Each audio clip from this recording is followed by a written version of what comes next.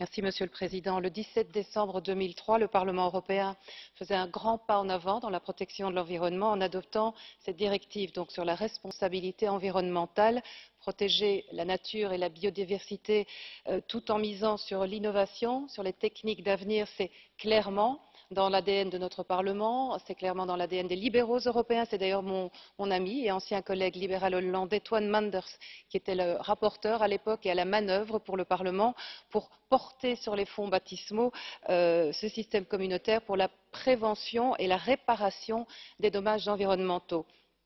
Qu'il s'agisse des OGM et du risque de contamination involontaire des cultures conventionnelles ou bio, ou du marché du carbone créé en 2005 pour réduire les gaz à effet de serre, à chaque fois le principe s'applique, le pollueur paie.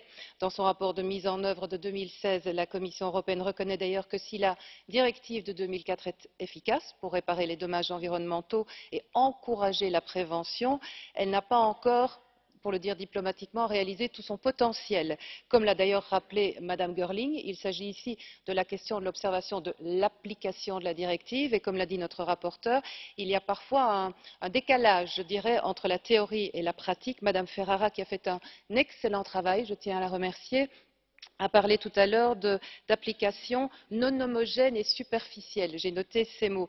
C'est vrai pour les dégâts causés aux espèces et aux habitats naturels protégés. On sait à quel point les directives habitats et oiseaux peuvent être contournées, je dirais, par certains États membres. C'est tout aussi vrai pour les dommages qui entament les ressources en eau. Autre catégorie encore couverte par la directive, la pollution des sols, qui peut avoir des conséquences graves sur la santé humaine. Là encore, il y a des progrès à faire.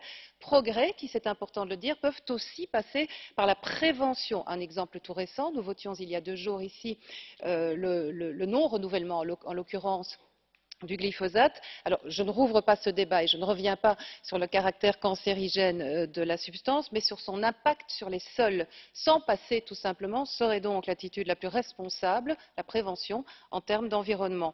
En conclusion, je dirais, comme d'autres l'ont dit ici, que nous pouvons évidemment renforcer le droit de l'environnement, mais pour moi, l'urgence est plutôt d'appliquer concrètement et complètement ce principe du pollueur-payeur dans les politiques européennes et aussi, c'est notre paragraphe 29, je conclus, Monsieur le Président, mais il est important, c'est ce que propose Mme Ferrara, la mise en place de ce fonds européen pour la réparation des dommages environnementaux, car les victimes comptent sur nous. Je vous remercie.